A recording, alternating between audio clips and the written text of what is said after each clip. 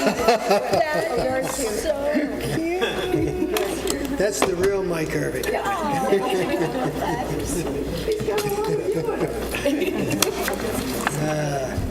Would you all please rise for the pledge?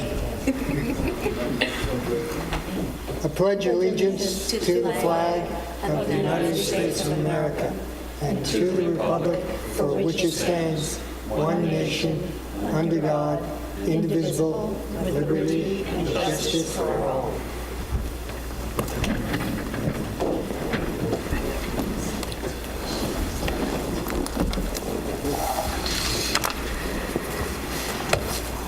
Thank you all for coming to this Board of Trustees public session.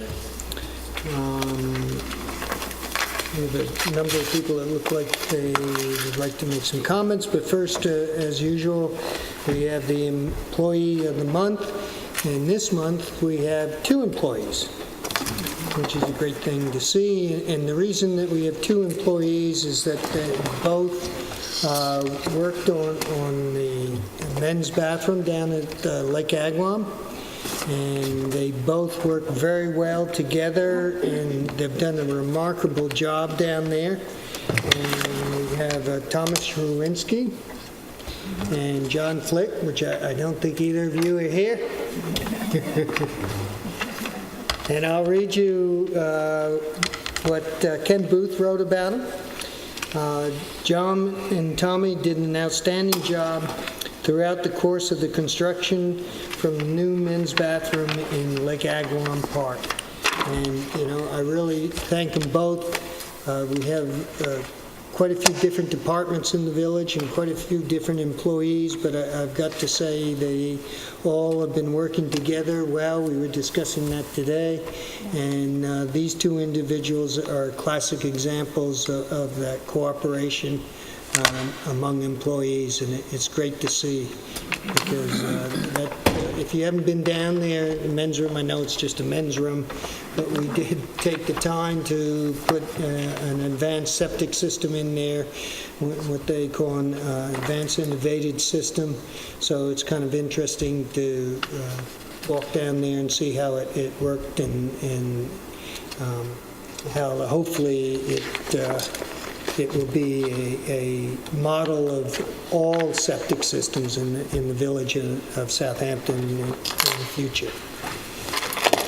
And with that said, on public comment, we have several people that signed up here. Evelyn Conrad.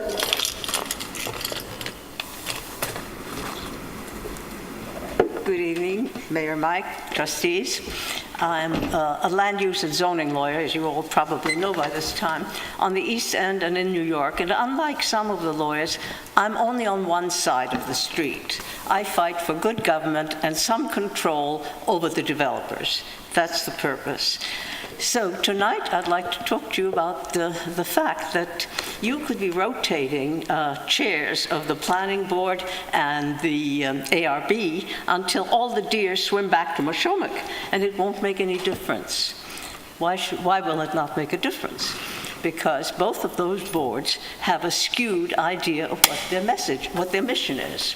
For instance, the ARB keeps saying that they're an aesthetic board, and they talk endlessly about fenestration and dormers and other architectural details that they have absolutely no idea about anyhow. What they don't talk about is what their real mission is. Their real mission is to preserve the desirable characteristics in streets, neighborhoods, and municipalities. Ours is a municipality, this village. This, of course, is exactly what they have not done. As far as the planning board is concerned, they have an odd definition of their responsibility, too. They have stated it as the delicate job of balancing the rights of the developers and the applicants as against those of the neighborhood. Nonsense, nonsense. The only rights the developers or builders have is for a reasonable, speedy procedure, application procedure, and for fair hearing. That's it. The only rights they eventually have are those that the boards give to them.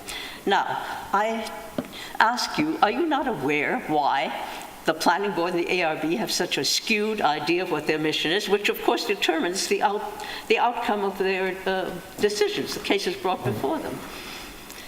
They're being instructed by their attorney. And that has been going on for 12 miserable years under your predecessor. And now it's a year of a certainly well-meaning mayor and a good board of trustees, and nothing has changed. And it won't. It will not change until you either ask for his resignation or fire him for cause. Because misleading the boards that you serve and tilting the decisions to the developers against the wishes of the residents is hardly, that is malfeasance. That is absolutely censurable. All right? Now, I would like to, while I have your attention, mention to you the reason Mr. Bruin, is it the right pronunciation, told you, Nancy, that sometimes a village law trumps a state law, which of course it does not. Ask any one-year law student. I think this is important enough so that I'd like to finish the point. He was covering up for Robinson because in the Roscoe development of 67 lots, every single owner always had the right to enforce the common plan and scheme and the covenants against any other owner. To do that, you need to have notice of the hearings, the public hearings. That has never happened. The pattern has been first to use the village law about notice, public notice. At first, they were given only the 4 neighbors. Now they do the whole street.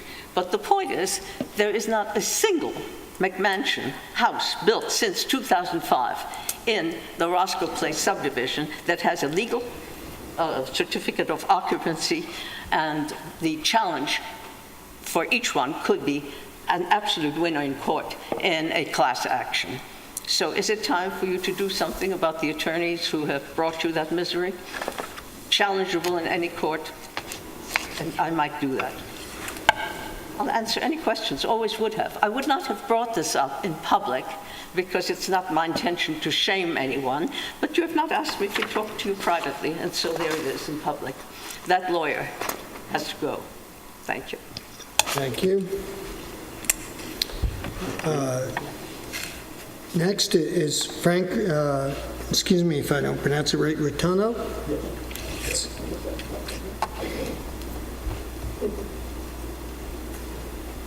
Yes, I'm Frank Rotuno. I live on 57 Cameron Street. Grew up in that house. Was fortunate enough to come back to Southampton and retire here. Love the village, and that street in particular.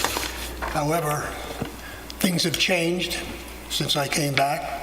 And as we all know, traffic is an issue, a major issue, not just on Cameron Street, in the whole community. But we seem to be taking a real brunt because behind us, we have the parking lot, we have the stores that have continued to grow, including Cinderella, the most recent, major traffic. There are 4 ways to get into that parking lot. There are only 2 ways to get out of the parking lot. Through Fellingham's alleyway, make a left down to Cameron Street, or out on Pine Street. Now, the trucks all come in on the Pine Street side, and they do their business, and a number of them come out through Fellingham's and down Cameron Street, which is a one-way street. Cameron Street at one time was a 2-way street, as was Pine Street. So that whole layout has completely changed, not for the better. Let's talk about the trucks first of all. They come in on Hampton Road. I don't see why they can't exit on Hampton Road, because all they're doing is they're going through that alleyway. In fact, a few weeks ago, they took a part of Fellingham's off at the corner. They're coming down at high speed on Cameron Street, which leads to the school system, which is another issue we should talk about.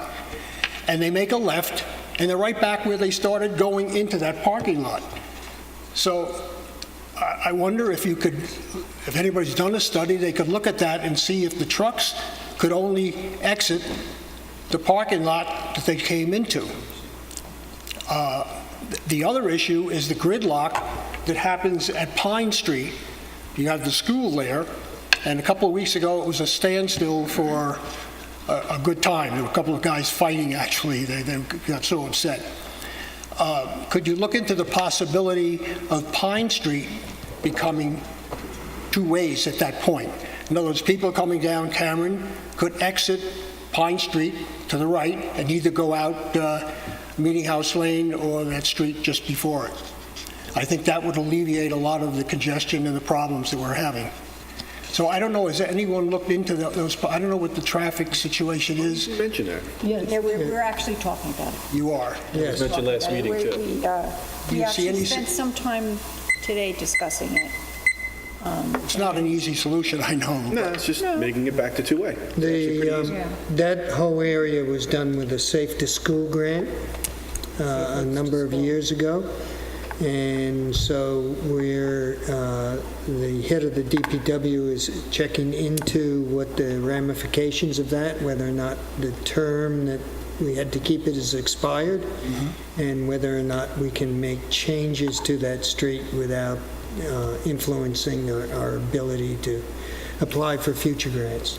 The history of all of that is that we were looking for grant money, and our grant writer, most of our parking lots don't have sidewalks. You end up walking behind the cars as they're pulling in and out. So when we were talking to our grant writer, she said, you could qualify here for the Safe Routes to School grant by putting in sidewalks that would connect the elementary school to Main Street. We were very interested in that because we really would like sidewalks near our parking lots because it's safe. It's safe for the people. So anyway, we got involved in doing that, and we called the school in. The school was talking about their buses and how the buses need to come in a certain direction. And so that's how that all came about. And then they had talked about making it one way. It would be safe for the children. But what we didn't realize was that they were bumping out and making the road narrower. So they've made Pine Street narrower. Also, it's the only way out. So if you're in, and then Citarella came along, which wasn't happening when we were doing all of this. So that parking lot gets a lot of use. And when the people are exiting, especially during the school year, parents just park in the middle of the parking lot. They don't pull into a parking spot. They just sit there and idle until their kids come out and everybody backs up. Right. Then you have all the school traffic coming out. So it really backs up, and even during the summertime, it's been such gridlock all over the village. We're talking about that as well. I know. And we did we put the police up there, and we did a right turn only, which kept it moving. At least we got the traffic going on Pine Street. So we have a lot to talk about. We also have the parking lot that goes in the building, well, as you're coming down by Citarella, if you turn to your right and you go in behind some of the Main Street stores there, that's a no exit. Right. That, if we could open that up and do a right turn, we're going to look into that as well. It would alleviate everyone having to go around the circle, come out, and back up to Pine Street. So we're trying to figure this all out, but we are discussing it, and we're hoping to come to some sort of a decision on this. Yeah. But we hear you, and we're very aware of it. Right. When you talk about the parking lots, that's another issue. And Cameron Street, and especially if you drive down Cameron Street, you go into the parking lot behind Chase, or even the parking lot where Citarella and all the stores are. Right. Sometimes it looks like a third world country. I hate to say it. We actually There's been had some plans to no redo work that. done on Cameron Street as long as I can remember. Yeah, we actually have some plans that we've looked at to refurbish those parking lots in the back there. to That's hear on the that. list, and they're very nice. Yeah, because it's So, overdue. Yeah. I'm telling you, the problem is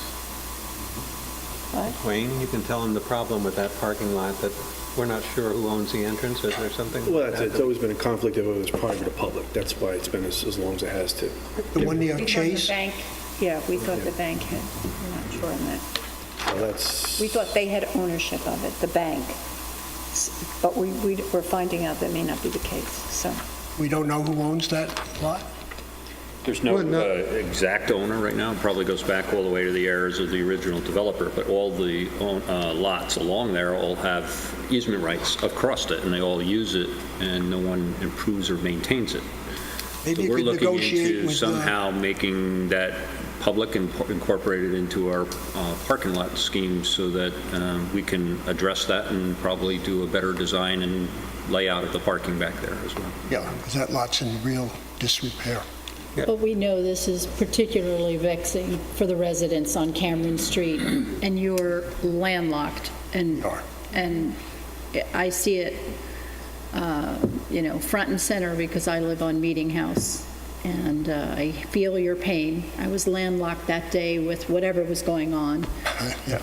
And you had also mentioned a few days ago that there was an issue with the light, which was very observable, but the good news is I know that Nancy and the mayor spent several hours this morning already digging into some of the issues that you raised. So, Right. I appreciate that. Thank you for your time. Thank you. thanks, Frank. Frank Sinama? You covered everything. He covered, he's got you covered. I only have one thing on that. Okay. I came here about 5 years ago. If you could just go to the mic and, I think it's very important. We don't have any school markings on our street. There is no way for anybody to know there's a school down that corner. And I had recommended to the board at that time that somebody think about putting a school sign near the Chase Manhattan parking lot that warns people to slow down. I live on that street, I'm telling you, they barrel down there 40, 50 miles an hour. And we're lucky that no child has been hurt yet. But it happens all day long, and I think it wouldn't cost the village that much money to put one of those school signs that warns people there's a school on that block. Yep. So that's my recommendation in addition to his tailor bow. Good, Okay? thank you. thank you.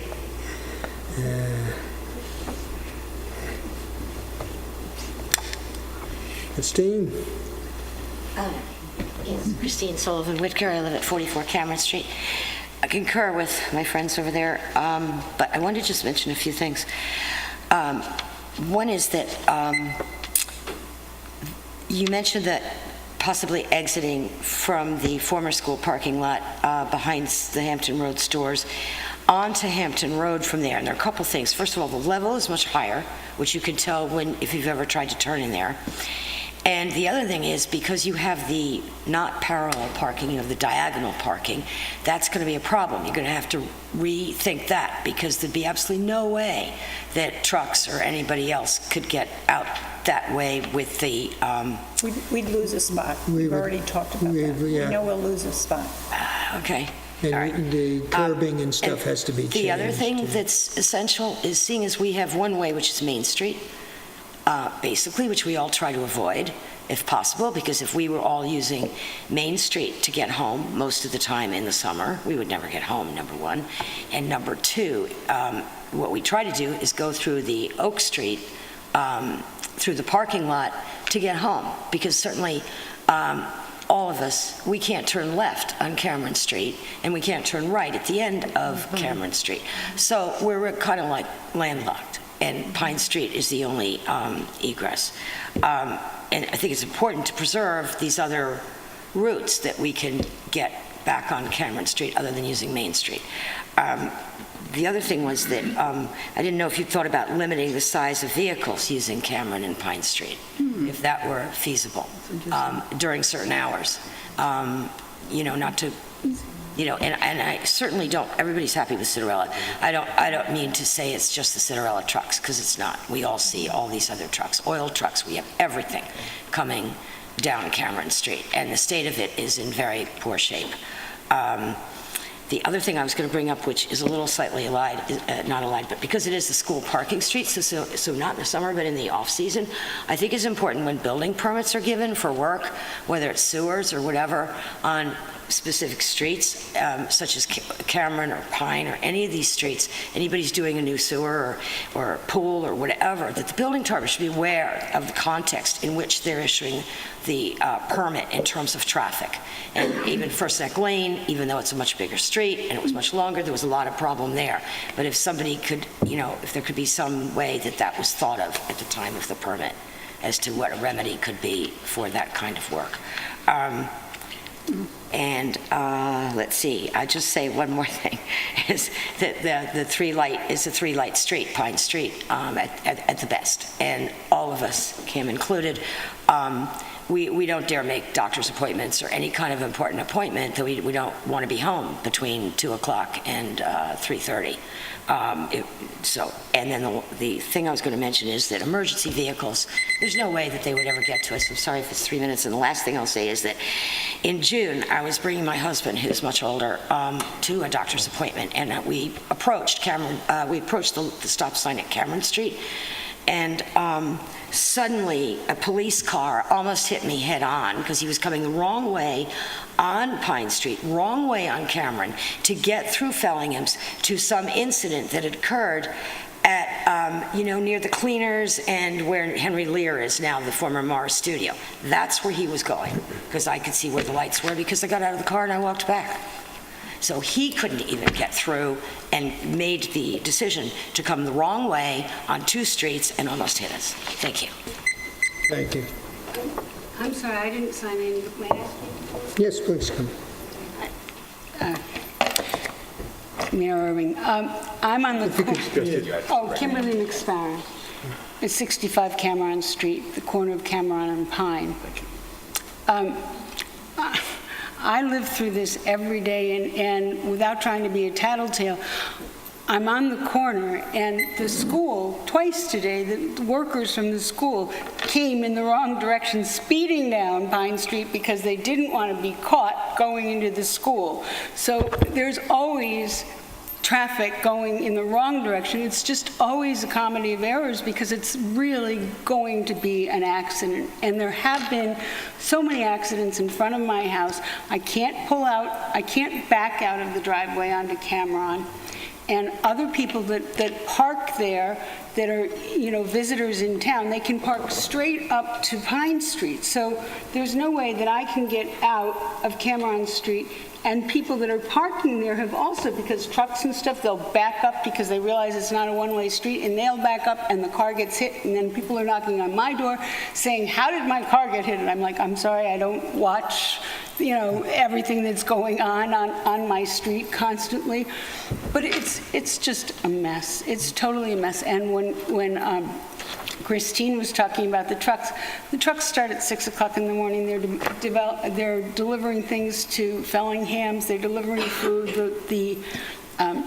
We all have garbage, sanitation trucks, but the noise starts at 6 o'clock in the morning, and it's very noisy, and it has just become worse and worse every year.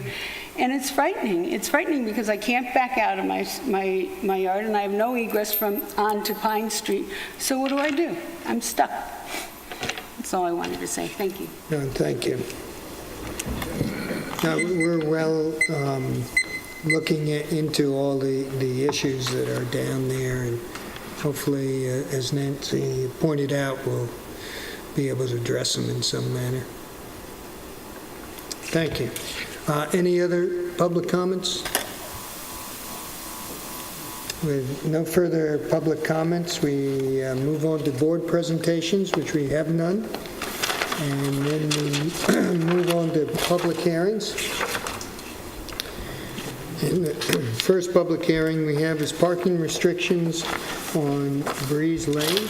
So I make a motion to open parking restrictions on Breeze Lane. Second. All in favor? Aye. Is there anybody here that has a comment about parking on Breeze Lane? Any comment from the board? Well, I believe we all received a letter earlier this week about a person on the corner of Fordham, It's in your package. isn't it? In the package, maybe. You want to read is that out against it? loud, Sure. Steve? I can read it. Is it against Going to it? read it into the Doesn't see record. any reason. Yeah, I'll read it. I'm writing in opposition to the above-cited proposed law regarding parking on Breeze Lane. I've been a resident on Breeze Lane since 1982. After the remodeling project, my driveway was relocated to Fordham Lane. Consequently, I've been accessing Breeze Lane from Fordham Lane for approximately 27 years. As a year-round working resident, I really do not know who utilizes that intersection more than I do. It is rare that I have found my visibility impaired by cars parking too close to the intersection. In the past, this has only seemed to occur when someone is entertaining. I'm uncertain as to who has made this suggestion to implement this law, but I do not believe it is a necessary expense for the village. I would suggest that since there is already a 30-foot setback parking restriction, that any vehicle in violation of this law be given a warning. If they do not heed this warning, then perhaps the Southampton Village Police Department would need to issue a summons. If this becomes an ineffective way to enforce the already 30-foot parking limitation, then perhaps this proposed law should be revisited. Over the last 27 years, I know of no accidents in this area that would justify implementation of this ordinance.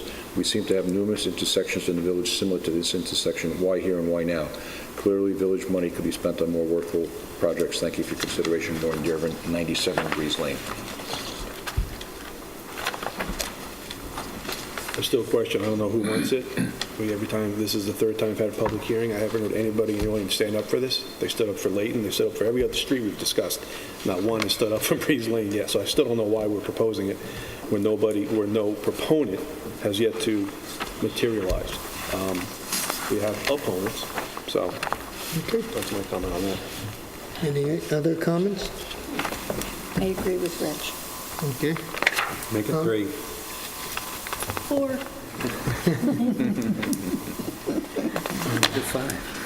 So, with that respect, make a motion to close the parking restrictions on Breeze Lane. Second?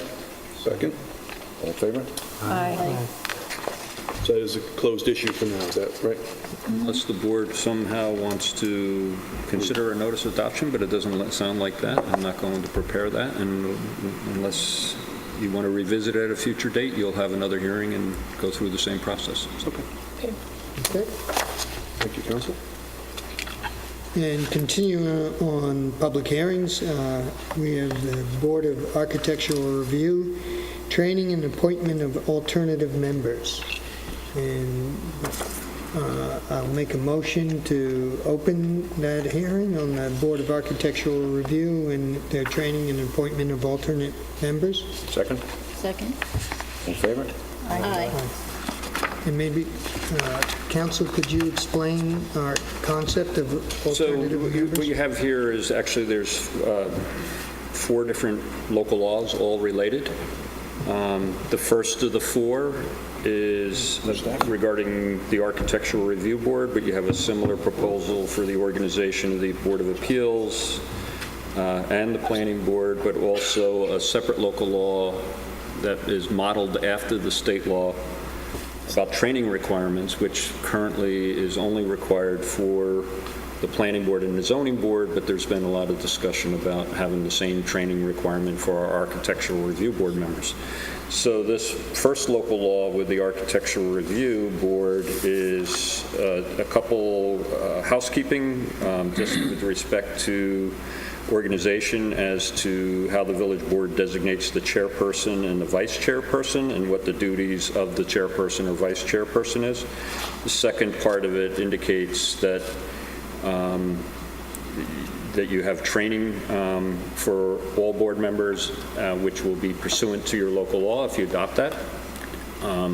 And lastly, it gives the option of the village board to appoint an alternate member, which is also pursuant to the state law allowed for zoning board and planning board members in the event that a member has a conflict of interest or is unable to participate. Then the mayor can appoint, and that would be an annual appointment in the same manner as any board member is appointed, and they would sit and would only be involved in a case in the event that one of the other board members recuses themselves because of a conflict or other reason. And that way, the board will always have the requisite 5 to hear and act on a case. So this is something that you'll see very similar to the other two local laws. It has been in the state law for a long time. It gives that opportunity to make sure our boards will always have the function to have a full board hear a case. So that's the first local law is on the ARB. So I have a question. Sure. And the question is that when you pick an alternate, does that alternate have to attend every single ARB meeting just like the rest of the board? They don't necessarily have to do that, but they need to be ready, willing, and able. And the question is, it's important for the board members to identify when they're unable to serve on a particular case or otherwise. In some instances, they may not know until they are actually at the meeting. On the other hand, a lot of the boards have work sessions. They review the applications ahead of time. So it's something that, in any case, the alternate member, like any board member who misses a meeting or otherwise, has to go back, review the minutes, review the tapes, and can be familiar with the application before they can act. So there's a number of options that you can have that board member sit. It may be good. They hear how or all the other cases, and they're ready to serve when they're needed. I've seen that in action. Village of Sagaponic does it. A number of other small villages where you have a small pool and people have conflicts as they arise. So this gives that opportunity. In those other cases, I see the alternate members sitting with the board as they act, but it's not a requirement. Who chooses and appoints the alternate? Village board. Village board? Same manner as you appoint any other board member. Except it would be done at that point in time versus... You can do it annually or for a set term, or you can do it, it's not on, there's a case where there's a problem and then you have to appoint them. No, you would want to appoint them, every year, and then this is the alternate for the zoning board who will sit in for the board during that year, or 2 years, or whatever the term you decide. And they are able to go, let's say, as an alternate, they are able to go to the work sessions and They would sit. attend, they would function as every board member does, ARB, planning board, zoning board. Well, that was my They question, participate with the board entirely, yes. An So they're alternative, really, in a They're just sense, not like the voting sixth- on- Like They're an like understudy. the sixth member of the board, except they don't have a vote until someone has... Until someone Okay. yes. Chooses or is Right. vacant and they or is sit on unable that, they sit on that given meeting. I know a case where somebody had a health situation and couldn't sit on the board. And this happened in the town, and they sat out, and the alternate sat in for that 3 or 4 months that they couldn't come to the meetings. And they, were able to sit in and function for the board so that, the applicants and everybody had the opportunity to present a case to a full board. So that's and it's something that's routinely done. It's been in the state law and authorized. What we did is model the terms and duties from the state law. Let's talk training. Where does the training take place? Well, you have this one local law, but then you have a local law totally about training. So if you want to just go through this one first, then we'll do the training one. Okay. But I think the training is indicated here is applicable to the alternate. Yeah, the alternate, just like any board member, has to get the required So training. it's Is the a same board. amount of. 4 hours, same, it's currently required. So- Organization does not guarantee procedure, and I cannot tell you how often I've heard, and Kim, who has attended a lot of the meetings, may have heard it too, when they have said, as a rationalization for a certain decision, well, we have to do it, the zoning code. Now, let me make something straight right here. The zoning code gives maximums, not rights. It does not confer rights on any developer or any owner. It is a maximum, and it is not up to the ARB to enforce the zoning code. That happens to be the function of the building department, which should see every proposal before it goes to the ARB, and if it exceeds the limits of the zoning code, then it should make that clear to the people applying and not put that application before the ARB. But this is a lovely organization chart. It will not change the decisions that are being made because they still misunderstand their function. They are not enforcers of the code, and the code does not give rights. It sets limits. Okay, Thank you. thank you. Thank you, Evelyn.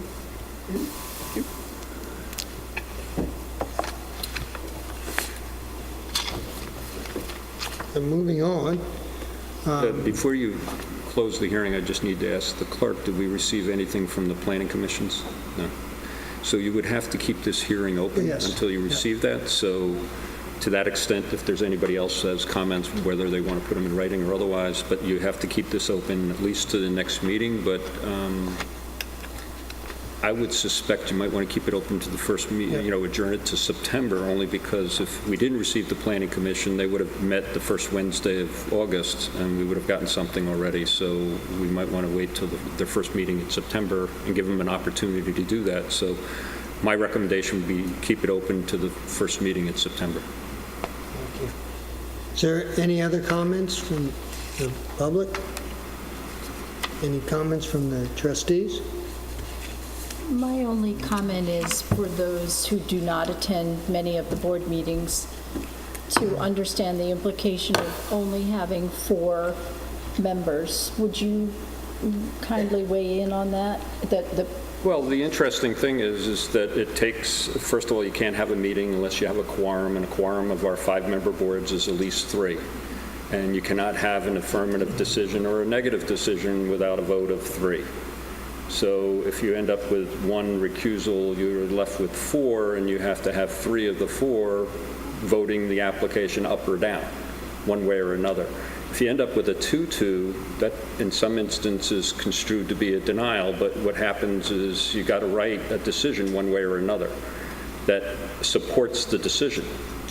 A lot of times you end up with a 2-2 vote. There isn't any affirmative up or down that you can write a decision and support the decision. It would be construed to be a denial. So that puts the boards in a dilemma, and frankly, that's essentially why the state put this provision in there, so you're not stuck in those situations, so that you can always have a full board to be able to make a decision one way or another, so you can get your 3 votes. Obviously, it doesn't matter if all 4 of them agree. So it's something, it's a tool that's out there, and it gives everybody the option. But it's important that everybody have that opportunity, know that they have a full board hearing their case so that they can make a decision. Now, we're not changing the standards. Maybe I assume that's what Evelyn's talking about, but her comments weren't directed necessarily at the particular law in front of you. But so you need to close this one and then open the next one, and the same thing. But the law, pretty much, if you look at the language, is the 3 identical provisions were for the ARB, the zoning board, and the planning board. You need to close or adjourn this to September. What is the meeting date, Steve? I believe it's September 9th.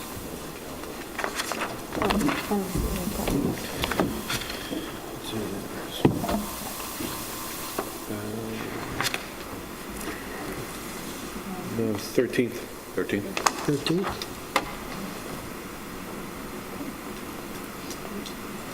Sure I'm looking at the right year. I've done that before.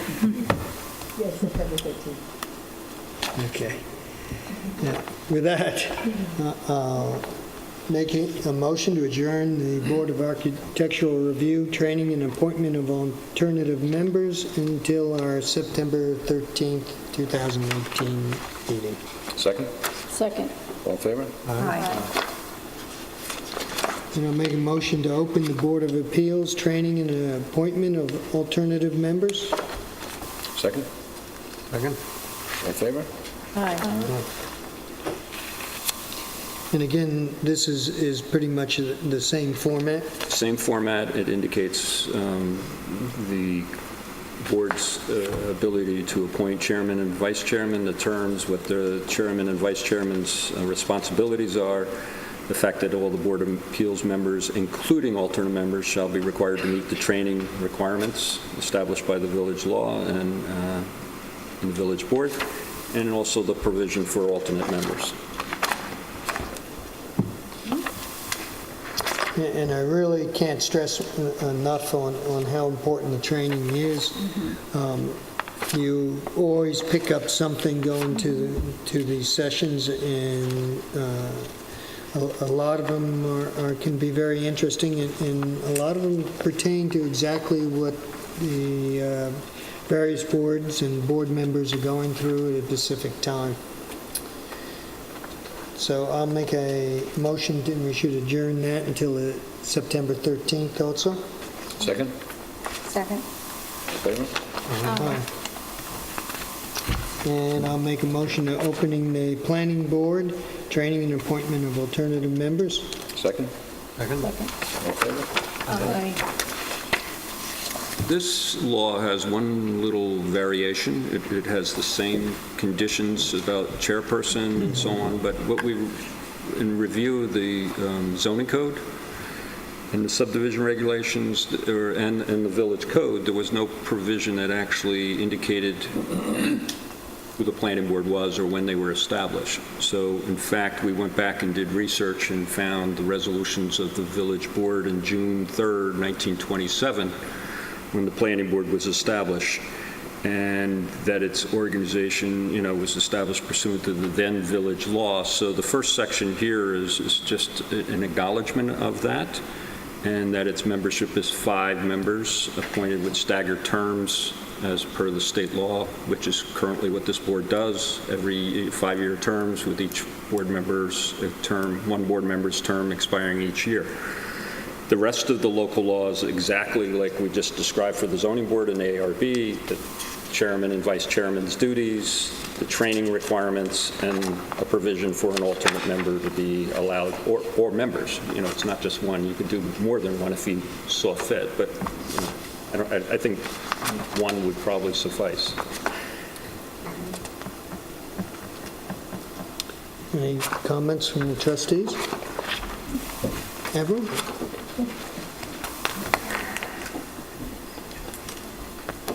As Jeff Bregman said at the last meeting of the planning board, it is a very hardworking and very honorable board.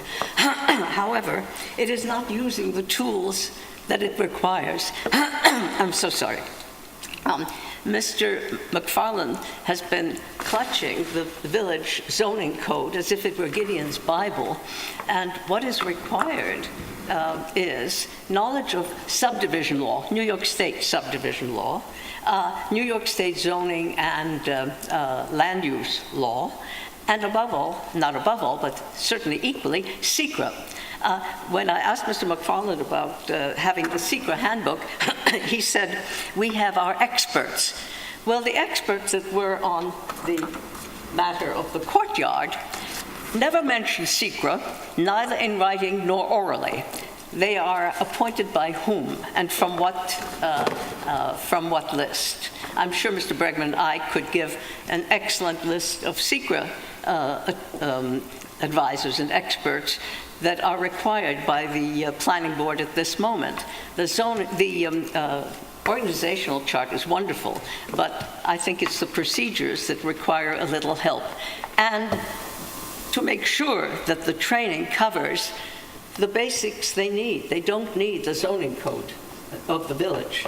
They need the New York State zoning law and the New York State subdivision law and the New York State environmental law, which is currently being ignored. They are opening the discussion rather than facing the fact that the particular item before them, the courtyard, requires SECRA, full SECRA review, starting with scoping, not just discussion.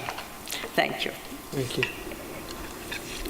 I'd just say, Evelyn, the training does cover a lot of those issues that you just mentioned, but it also covers the purpose of the boards. And it directs you on what you're job and role and task should be for the village. So that's why How about it's, the appointment of the attorney? well, I don't, I'm not an attorney, so I stay away from that stuff, but they're very good. Alan?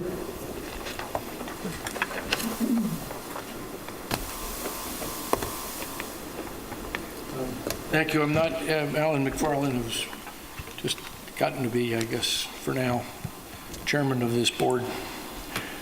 Wayne, thank you for figuring it out for me. I couldn't figure out when it happened. 1927. My suggestion for you all is when you do it is to go back and bring it forward. When you read the law that enables people to make decisions by the standards that are applied, it's patched into our law that we have. We've all dealt with it by, I think, practice and procedure. The code, as I call it, the law that's been passed by the trustees, tells this particular board to vote in about 5 areas, and that's it. On disputes that come up in 5 areas. Occasionally, those duties get bigger, not smaller, to deal with additional standards and the issues of, say, conflict or that are in contest under the zoning provisions. Rarely does it involve the architectural reviewer, but it can. All we're asked to do, which I did say before, is to approve tennis courts, which is perhaps a good planning issue for people. We don't plan tennis courts. That's another, maybe if the law said we should, we'll get into paving the village in tennis courts. That's a policy, but we deal with tennis courts that are applied for under our zoning code, and we have to approve them to meet certain standards.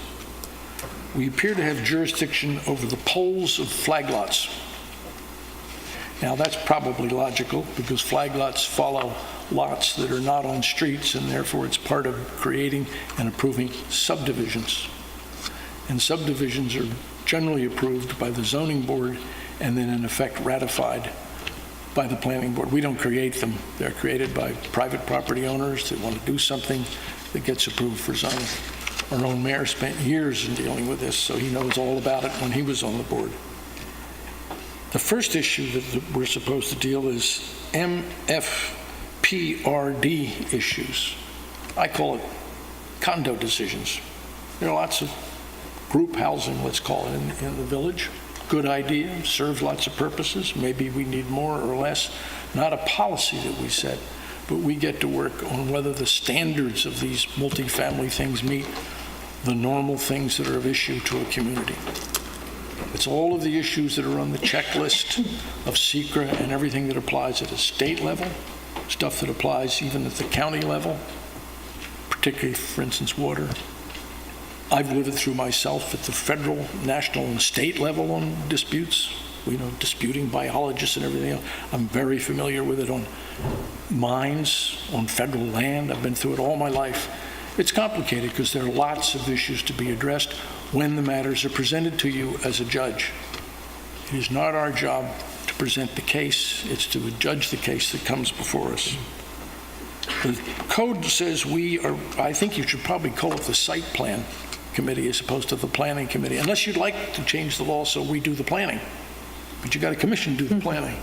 It's called the site plan deal, because the biggest thing we do is the law as written, as Wayne well knows, says if there's an issue that does not involve a residence or a farm, something agricultural, then by subtraction, it requires a decision from the planning board. So, commercial.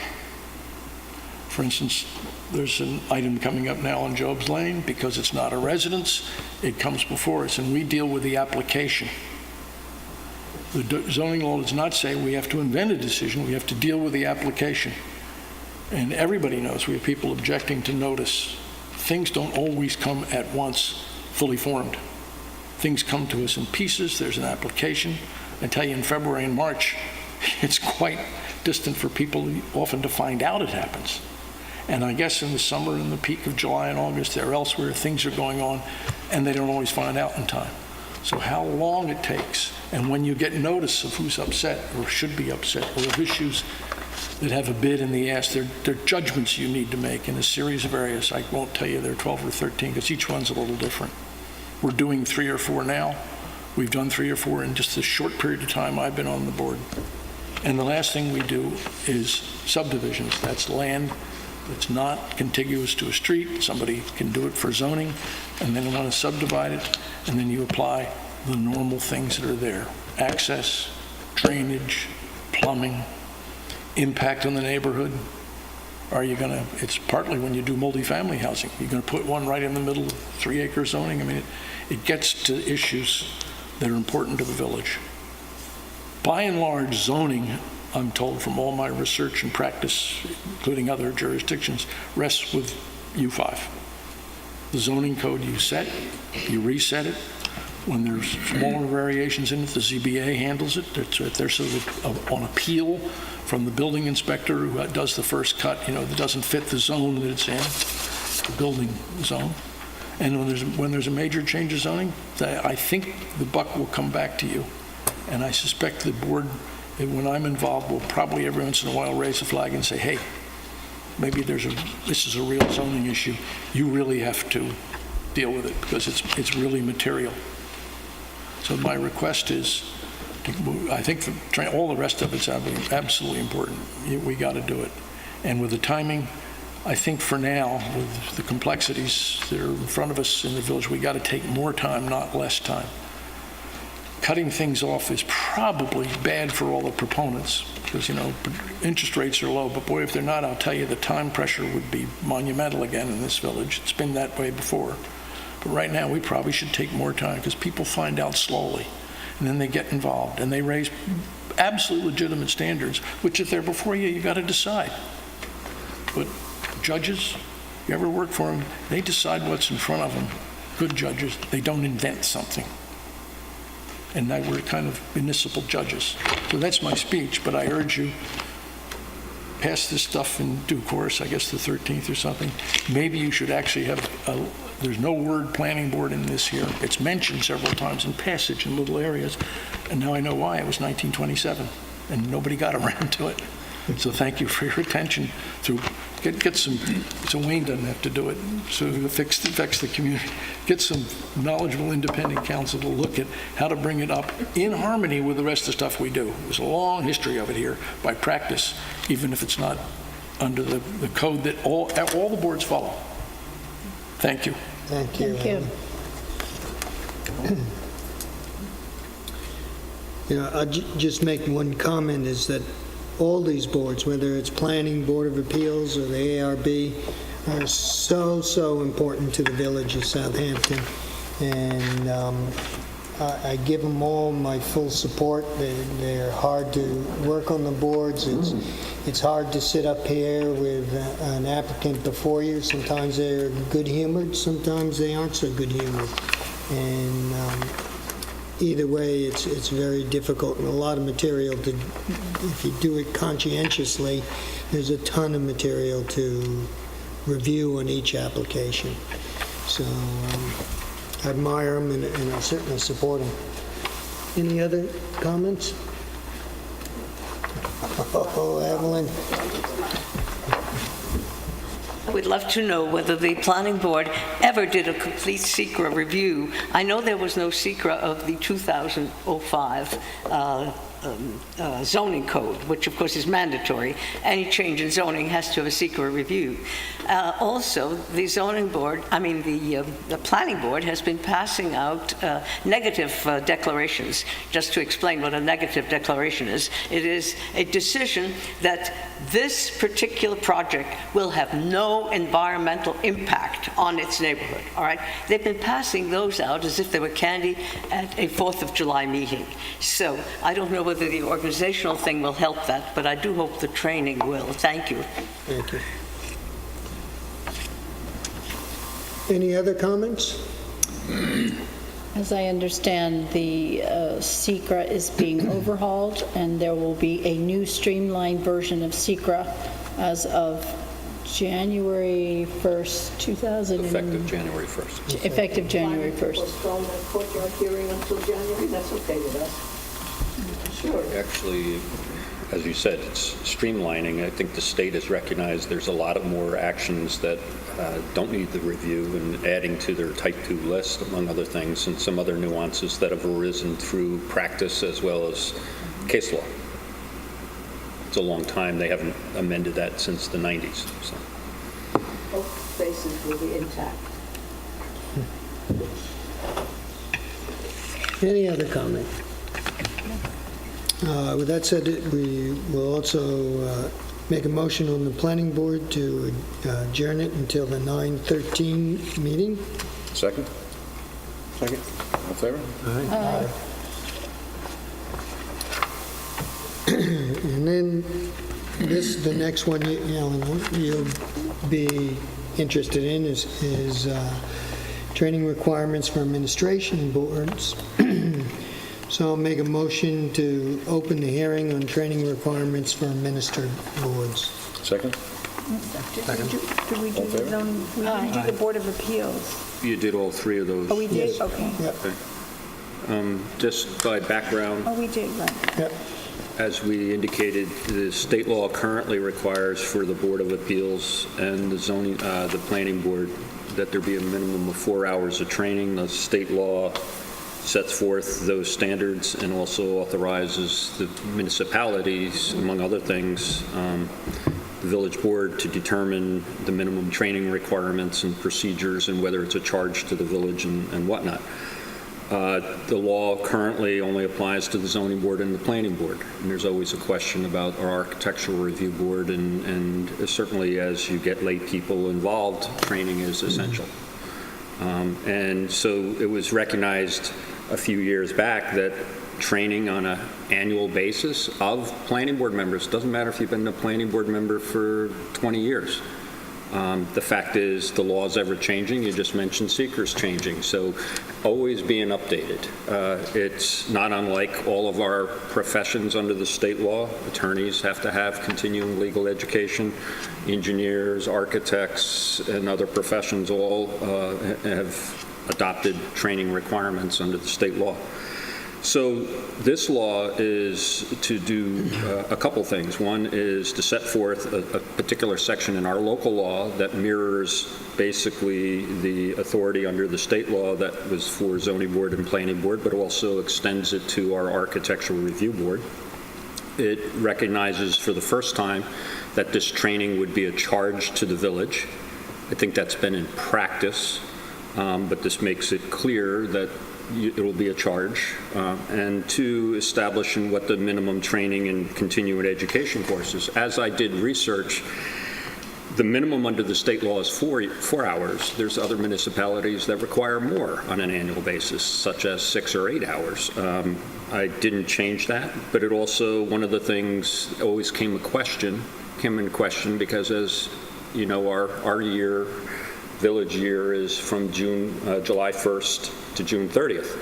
So question is, as you appoint a new member on the board, when do they have to get their 4 hours? And all of a sudden, it's always been under the state law, a calendar year, absent some other year being stated. So we state here for the first time that our calendar year or fiscal year is July 1st to June 30th. So they have to gain those hours basically before the end of the next fiscal year. So if you appointed somebody on July 1st, they would have to do it by that next June 30th.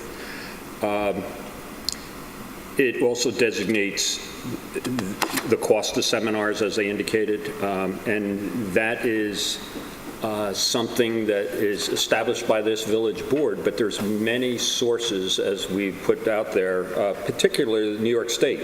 Just go on the Department of State, Local Government Services, their website indicates what the training is available, whether it be online or actual courses you can attend, or you can do it by video. We provide, similar to the state law, that all of those are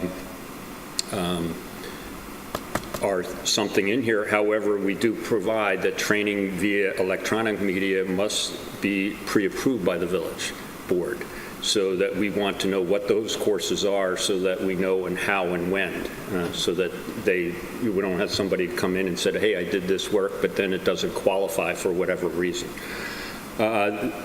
The state law indicates what happens when a member doesn't obtain their training.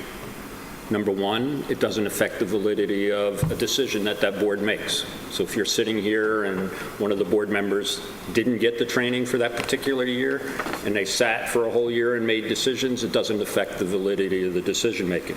However, if the board member does not get training as required, it is grounds for this board to remove that board member or to not reappoint that board member when their term expires. And that is something that follows the state law.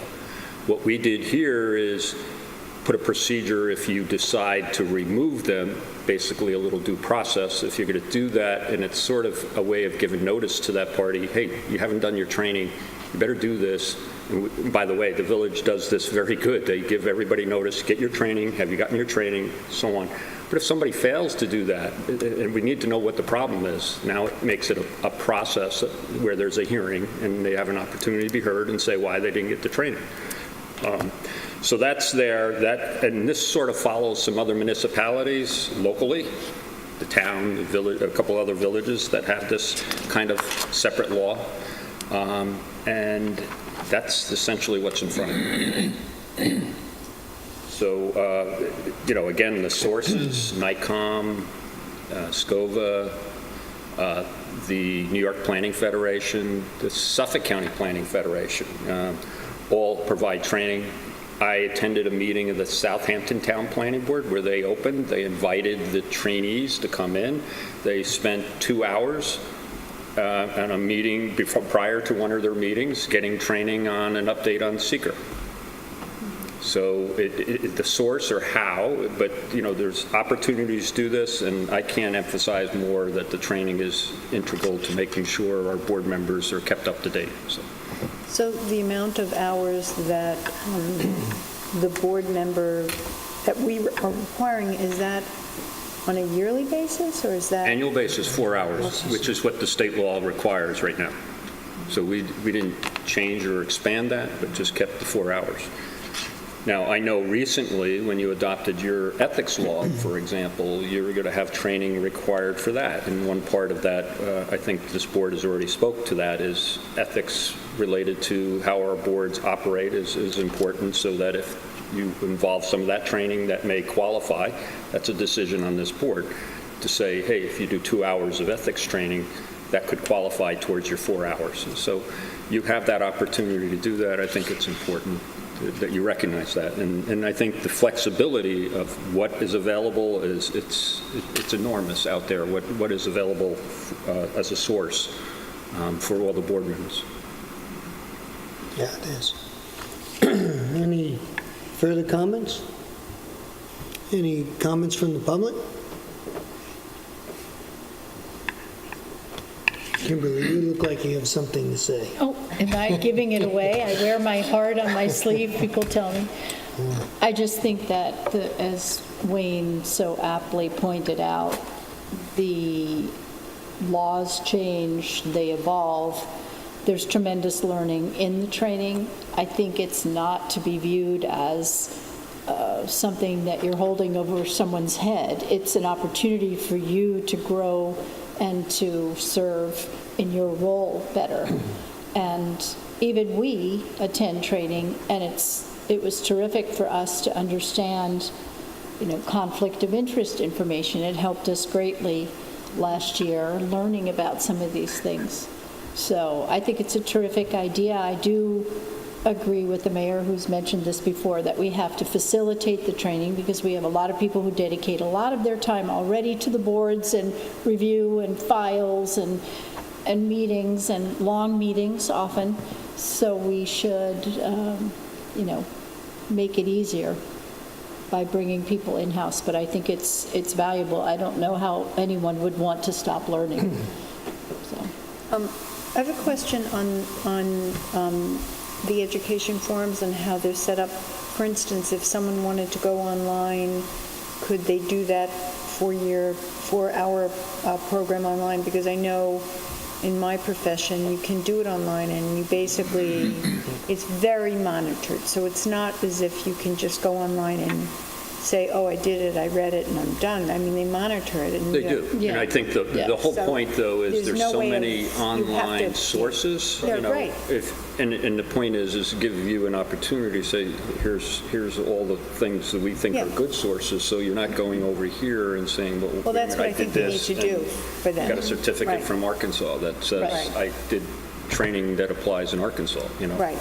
I mean, I'd like to get the village to pay for a jaunt to Vegas so I can do some kind of thing. So, you know, Let me know when we're gonna I'm do taking that, it by an the way. extreme, but I think the point is, Let me know. this just says, and this is what the law says, it's continuing education that this board deems appropriate, so.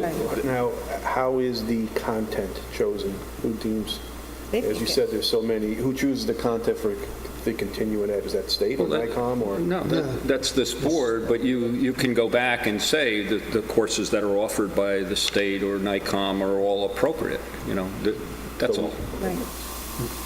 What you don't want is, so I'll give you an example. We had a situation, I forget where it was, but basically it had to do with the architect or an engineer who is required to do their own continuing education. They said, well, geez, I'm going to take my continuing education. It would be like me saying, as an attorney on the board, I got to take 24 hours every 2 years of continuing legal education. Well, that's great, but can I apply my credits, my coursework? Well, only if it applies to the job you're doing. If I'm on the planning board, you want it related to planning or zoning, and you don't want, you know, it having to do with some other aspect. So it gives you the opportunity to make sure that it's within the scope of where they are, you know.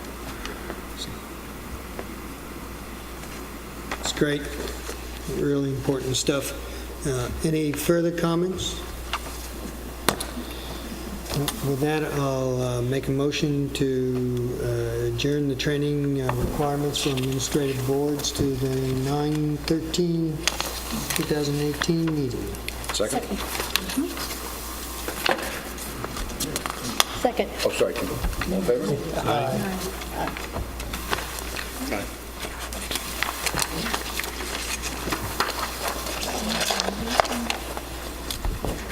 Next, we have a couple of communications to the board.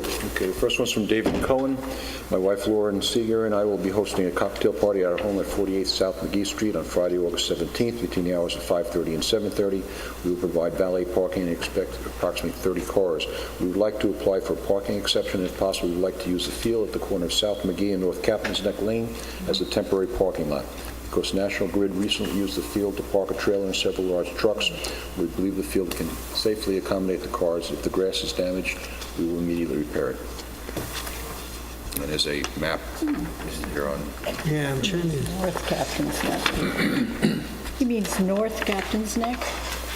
Yep. It's got to be North Captain's. McGee, Yeah, hard to... right. Isn't that where the racquetball court used to be? Yes. Okay. Okay. I get it. So it's parkland, no, isn't it? Yes. I'm not in favor of this. I'll just come right out and say I'm not in favor of it. Yeah, I'm not in favor of that. We've never used it for parking, we've never leased it out or... And if they do it, they're only asking because when they were redoing Moses, we allowed, when the gas company was putting in those lines, we allowed them to put their trailer there because they were working on Moses. Right. We had phone calls about that, and we talked to the people who said it's only temporary. If we allow this family to use that as a parking lot, everyone else in that whole neighborhood will want to use that as a parking lot. I'm not in I mean, favor before of it was work-related, and that's... Yeah, it was is an exception. work-related, yeah. That even is still tough to even get for personal parking lot, for personal outing, no. Okay. I'm not in favor of it. Next one's from Mahoney Associates. We would like to use the Downs Family Recreation Park on Flying Point Road on Monday, August 21st, 2018, from 12 to 6, with a rain or replacement date of August 22nd. If those dates are not available, we respectfully request Monday, August 27th, the rain date of the 28th. This is for our annual company barbecue with approximately 40 people to be in attendance. We've been very fortunate to be able to use this fabulous facility the past 4 years, and as always, we'll be responsible for the removal of all trash generated during the barbecue. Thank you, Don Mahoney. opportunity, President. I think they've done this several years. Yep, every year in a row. They've always done a nice job and picked up after themselves, and I don't Need a think... motion, or can you make a motion? Go ahead. Yeah, we'll do whatever. Yeah, we've done it before. Yep. I'll make a motion to accept Mahoney to use the Downs Park. Second? Second. All in favor? Aye. Okay, resolutions. Item 1, resolved that the reading of the minutes of the public session of July 24th, 2018 be dispensed with, and that those minutes be accepted as filed by the village administrator. The actions taken at that meeting be and hereby are ratified and approved. Have a motion? So moved. Second? Second? All in favor? Aye.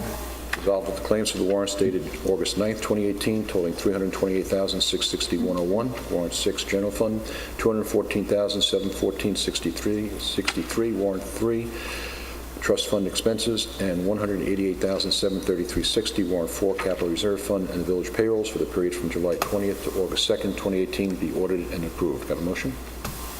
Make the motion. Second? Second. Discussion. Page 1, all data, annual renewal of the repair service contract for the garage, 1,500. Alliance System Integrators, camera and recorder repair for PD, 3,175. Alpine Software Corp. Ambulance Software Support Agreement, 2,442.17. Amchair Wholesale PD Supplies, 8,081.10. Anywhere Chair Company, 12,094.25 for Cooper's chairs and umbrellas. Carrier Corporation Fire Department HVAC Maintenance Agreement, 1,655. Cast Productions Videography Services for July, 2,270. Page 3, Coastal Fire Systems, Fire Department Support and Compressor Maintenance Contract, $9,558.49. Cook Marin Associates, insurance for the ferry, $1,521.20. Corwitz Auto Body, towing fees, $1,000. Crowd Control Store, PD Barricades, $3,401.95. CSA Employment Benefit Fund, insurance for August, $31,084.84. David Spellman, legal fees for Rosewood Realty on First Neck lawsuit, $7,600. DF Electric, SAC Track Lighting, $7,696. Diane Signs, going on to page 4. PD Vehicle Lettering, $1,165. Direct Machinery Sales Corp. Fire Department Machine Relocation, $1,735. EMT Government Accounting Services for July, $2,101.25. Farrell Fritz, Certiorari Proceedings, $2,372.04. Page 5, Firematic Supply, Fire Department helmets, $6,030.30. First Presbyterian Church, parking lot lease for August, $3,000. Fluid Imagery, PD Computer Upgrades, $10,926.46. Fowler's Garden Center, supplies for the Parks Department, $1,056.66. Galls LLC, $34,540.59 for PD bulletproof vests. Page 6, Ranger, various supplies, but the main piece there is garbage pails, $3,141.98. Herrick Hardware Building Supplies, $2,382.80. Page 7, Johnson Electrical Construction Corp. Traffic Signal Maintenance for July, $1,400. Johnston Supply PDAC Units, $2,437.46. Malvisi Equipment Garage Parts, $3,340.62. Mayday Communications PD Maintenance Agreement for $4,690. Page 8, Milton Enstein and Son diesel fuel purchases, $1,589. The reason we had to go here is that the pump at the DPW yard was down. So we had to do an outside purchase. Moore Medical Corp. Ambulance Supplies, $2,616.58. Morgan Auto Supply Parts for the garage, $5,839.36. Norsec and Son Carting Fees, $7,831.46. Page 9, Optimum Services for July, $1,270.32. Page 10, Power Equipment Plus, Park Supplies, $1,008. PSE&G, Electric Services for July, $19,321. Pursuit Auto Emergency Division, K9 Vehicle Equipment, $6,409.24. Also want to point out that was paid through by donation. Yes. Page 11, Revco Electrical Supply, Building Maintenance Supply, $1,529.83. Riverhead Building Supply, Building Supplies and Doors, $4,501.17. Ronco Cleaning Supplies, $2,611.04. Page 12, Shoreline Towing, towing fees, $1,800. South Shore Fire and Safety, Fire Department hose, $11,160. Sprague Operating Reserve, 3,000 gallons of gasoline, $6,330.31. Page 13, Suffolk Cement Products, Highway Supplies, $1,932. Suffolk County Water Authority, hydrant rental, $29,896.52. Town of Southampton dumping fees, $3,150.50. Vehicle tracking solutions, GPS for July, $1,151.52. Verizon Wireless for July, $2,308.95. W&G Service, HVAC repair, $4,939.88. WB Mason, office supplies and shelving for the fire department, $3,284.84. And Whitmer Associates, fire department equipment, $9,450.06. Next warrant is the trust warrant. Granger, black backboards for the Lowell Prentice basketball courts, $9,562.50. Rosemar paving for those courts, $15,081.25. Compan Inc., Agawam resurfacing the park at Agawam, $186,602.40. And VHB Engineering for the Agawam Bass, $1,740.85. Capital Reserve is last warrant. H.O. Penn Machinery, backhoe purchase, $119,900. High-Tech Fire and Safety, turnout gear for the fire department, $51,958.60. And M-Tech Consulting Engineers for the ambulance center, $16,875. Further discussion? All in favor? Aye. Item 3, resolved that the Board of Trustees hereby approves the Southampton Fire Department's 2017 Length of Service Award Program list, which has been reviewed and certified by Alfred Callahan as chief. Can I have a motion? So moved. Second? Second. All in favor? Aye. Resolved that the Board of Trustees hereby approves the hiring of Marcus Clark as a lifeguard at Cooper's Beach for the 2018 season at an hourly rate of $13.50. Can I have a motion? Make the motion. Second? Second. All in favor? Aye. Last one is resolved that the Board of Trustees hereby approves the following payments from the capital reserve funds, subject to permissive referendum. High-Tech Fire and Safety, $51,958.60 from the Fire Equipment Reserve. H.O. Penn Machinery, $119,900 from the Major Equipment Reserve. And M-Tech Consulting Engineers, $16,875 from the Ambulance Reserve. Have a motion? Make the motion. Second? Second? All in favor? Aye. Discussion items. The first one is, as you know, we passed the new ethics law at the last board meeting, and which requires an annual, what's that? Oh, okay. It requires the annual financial disclosure. Our old village code was that disclosure was required by October 15th. The new code requires by May 15th. So obviously, where for 2018, we're past the May 15th deadline, obviously wasn't in effect. So we're all in violation of our own code? We're all in violation, there you go. So right off the bat, the ink's not even dry yet.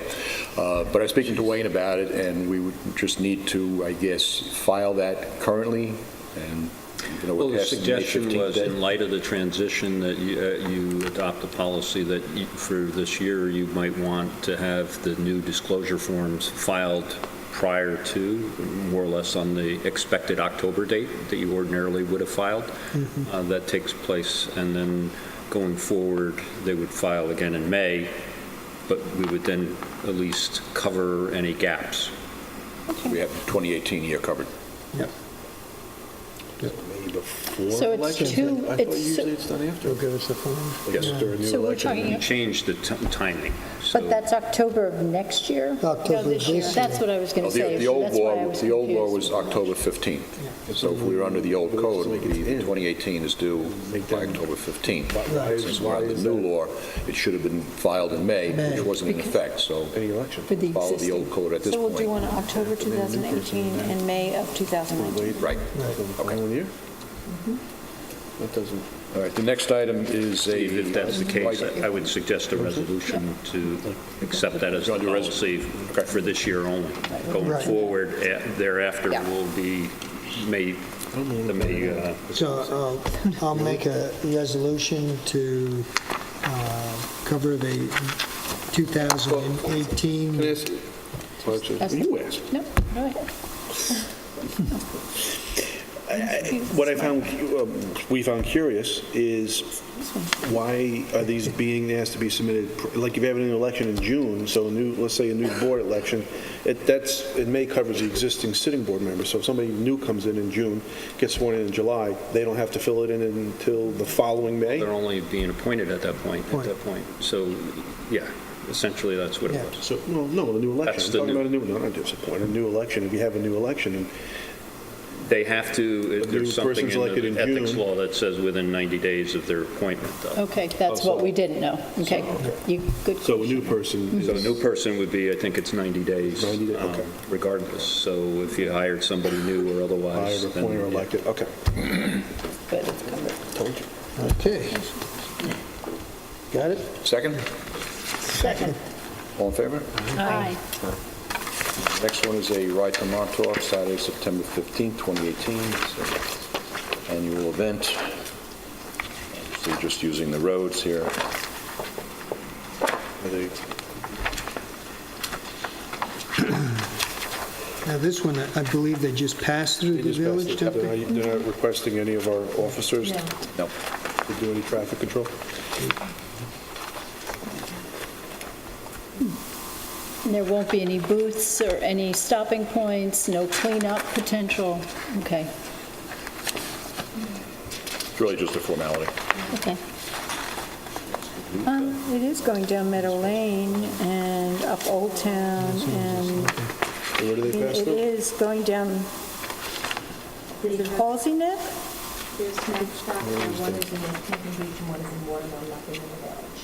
So they're just, They're just going right It's through. going down... Well, I'm where, looking at sorry? the map, and it shows them going down Shows Halsey Neck, Right. Meadow Lane, going all along Meadow Lane to Old Town Road, over Old Town to Wickapog, Business and then, So we're avoiding the business district and 39. Okay. how many bikers? They anticipate 1,000, but they're really spread out. There's 6 different starting points. Have we ever had them before? Yep, yes, we do it every year. Yeah, that route and they don't, is to bypass the village, the business district. and they make note that they do not park vehicles, the cyclists don't park in the village. So that's because it's really the driving.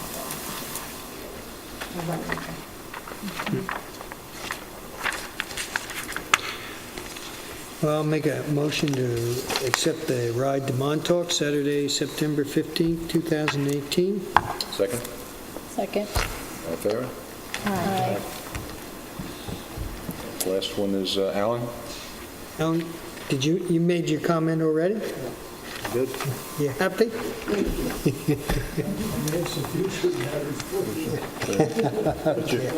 You good for tonight? You sticking with it?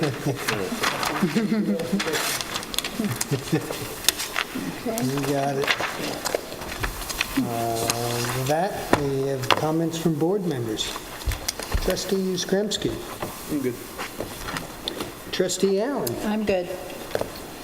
Trustee McGann. I don't have all that much to say, other than I think at our last meeting, I mentioned that I did walk around with the Highway Department on certain trees that will be coming down. I don't think they've actually started on that yet. And then I walked around with the head of our Parks Department. I asked for certain things to be done in the village, like I asked that the garbage cans be washed because they get very sticky. Over the summer, people throw soda cans in there that spill all over the outside, and also to have the benches power washed. And they're doing both of those things, and I'm very happy. Told them I was very happy. So that's an ongoing thing that you'll see the difference when it's totally finished, but you'll notice that a lot of the benches have been power washed. So that's all I wanted to add. Okay. Trustee Hattrick. I just have one thing to say that's totally unrelated to any of our problems, and that is that at Sacred Hearts we have a priest who tells a little joke before 8 o'clock Mass, before his sermon every Sunday. And he told one the other day that we've all, had such a fill of political shenanigans, and I thought it was worth telling you the joke. Anyhow, these two candidates, an incumbent and a challenger, were having this debate, and the challenger said to the incumbent, he said, I'd like to ask a favor of you. And he said, what's that? He said, I'd like you to stop telling all those lies about me. And the incumbent thought for a minute. He said, okay, it's a deal as long as you'll stop telling the truth about me. So,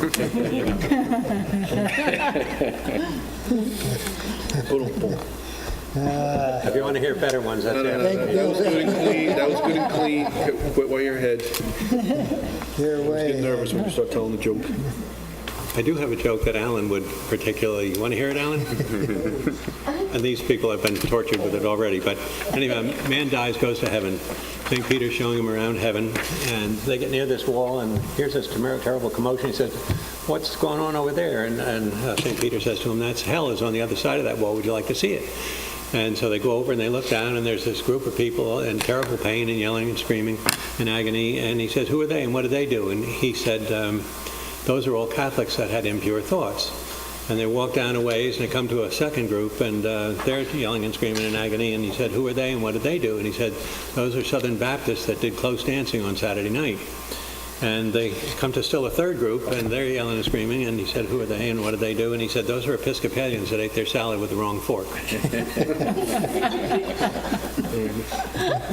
you offended the Episcopalians.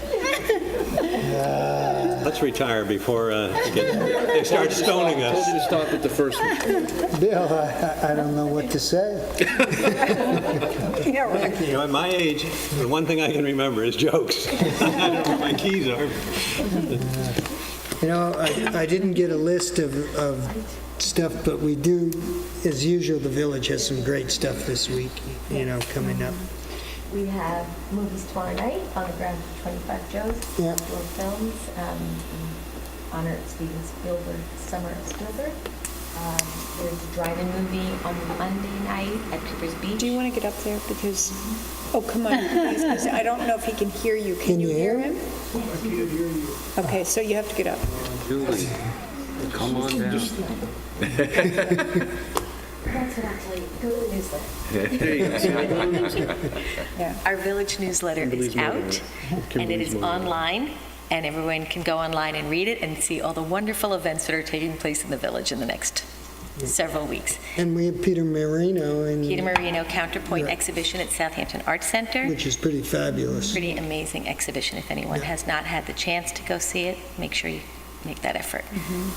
And then, as I said, the films, the drive-in movie with the Chamber of Commerce on Monday, outdoor film tomorrow night at Southampton Arts Center, and concert in the park next Wednesday. And read the newsletter. Very important. I will. Electric mower. Electric mowers, yeah. Charlie wants Charlie?